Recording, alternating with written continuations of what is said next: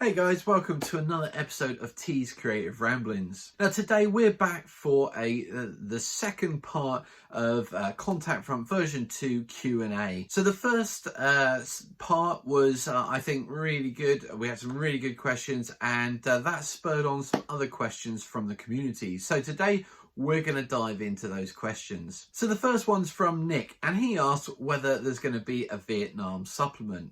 Well, Nick, you'll be really pleased to know, and you've probably already seen the post that I put up from my first play test at the club with Contact Front Vietnam. The answer is simply yes, there will be a Vietnam supplement. I've been toying around with the idea for quite some time now. I've actually started a draft. Can't say it's anywhere near finished, even as a draft or play test version. But we're definitely making progress on it. It will have a heck of a lot of army lists, as you can appreciate, with the war being so long, and there will be lots of historical scenarios to go with it. So yeah, one to look forward to. Yeah, if you're interested, do keep your eye on the Facebook group for further details. So our next question is from Scott, and Scott asks what style or format the version 2 is going to be in. Is it going to be that same sort of informal brief style that we saw in version 1, or are we going to be looking at a more formal rule set type of format? Well, Scott, the answer to that is a little bit of both, really. So very much appreciate that many people liked that briefing style from version 1, but also many people also found it quite challenging at times to get the clarity from the rules. So what we've tried to do is create something that still has the same feel to it and the same ethos behind the rules as being accessible to as many people as possible, but we have also tried to tighten it up. And for those who are on the Facebook group, you will have seen some early pictures of the layout coming out from Martin, where we've experimented with just one paragraph of text, and we've experimented with one column, and we've also experimented with 2 columns. So we are trying to see what works best. I think we're probably going to be in the 2-column category, and the rules are going to be a little bit tighter, less briefing like, but hopefully other elements of the rules and the layout will continue to bring that sort of easy reading style, and certainly hopefully continue to be accessible to many people. So our next question comes from Patrick, and he asks how the supplements work. And it's a great question. It's something that we will certainly be diving into more of next year once version 2 is out, and we can really start to ramp up on production of some of the supplements that we've got in waiting that have been through sort of the development process, and we will be further developing them before release, but something to look forward to. So how do the supplements work? Well, it's quite simple. Each supplement essentially is designed as a theatre or a campaign, in the sort of sense of a particular conflict, and it's designed to be specific to that conflict.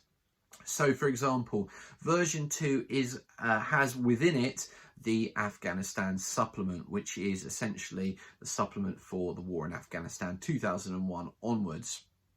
Now, the plan is to release other supplements which focus and give specific rules and various other bits and pieces, such as army lists and scenarios, for those campaigns. So for example, next year we're very much hoping to get the Falklands supplement out, which will look at the Falklands War between Great Britain and Argentina, and hopefully later in the year, or not sure which way round they'll come out, but hopefully we'll also look at getting Chechnya and the Russian invasion of Chechnya out as well as a supplement. And again, it's all about giving you the flavour, the army list, the scenarios to put games on your tabletop, which feel and play as if you are playing that particular conflict.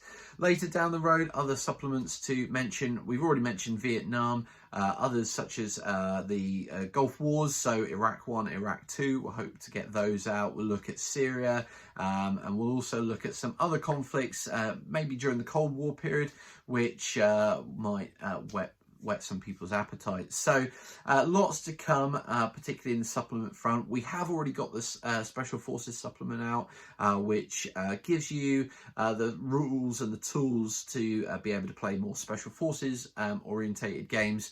And certainly with the Afghanistan supplement and all the other supplements, we're trying to also feature within those supplements army lists for Special Forces and scenarios as well, so that once you've got the core rules and you've got the Special Forces supplement, essentially every supplement will have something for both parts, the main rules and the Special Forces rules. And finally, the last question, moving back to Nick, who asked a really good question. What is changed about version 2 compared to version 1? Well, Nick, there is quite a bit, but also not a lot. So people who've played version 1 will recognise the game still if they pick up version 2. To give you some suggestions or some insight as to what's changed, we don't have to look much further than the army list. So army list in version 1 was just a plain basic army list with support options.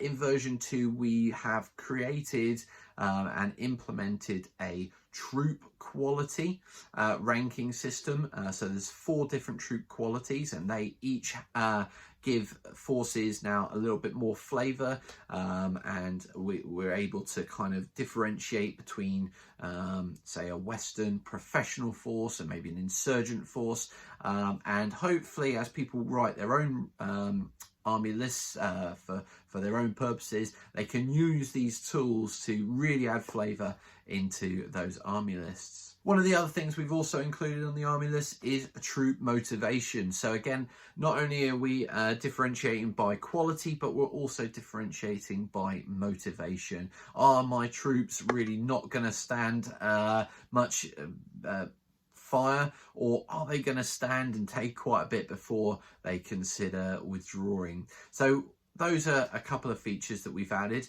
and we've also re-looked at the initiative element of the game, and instead of just rolling at the start of the game for initiative, and essentially the person who wins that will have initiative for the rest of the game, what we've done is introduced initiative at the start of each turn.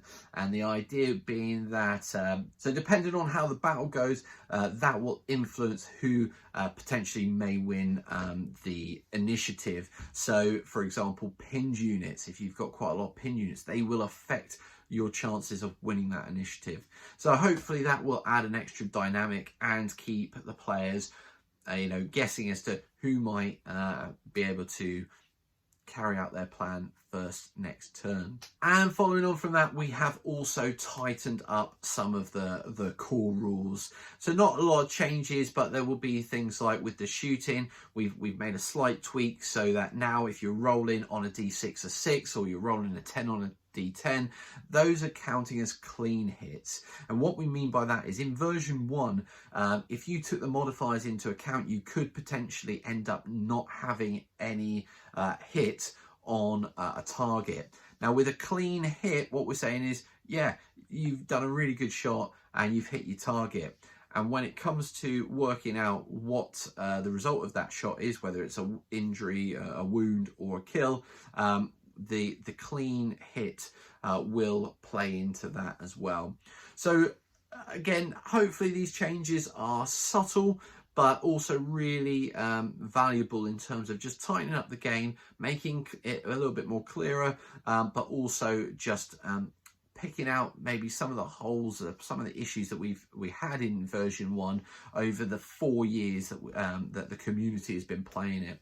So hopefully that's given you some real flavour as to version 2 of Contact Front and how that might look when it comes out. Once again, if you do have any questions you'd like to ask, throw them down in the comments below, or on the Facebook page at the bottom of the post featuring this video. And more than happy to do another one of these and get it out so you guys get a bit more insight into what version 2 is going to be like. So until next time, guys, you take care, stay safe, and we'll see you soon.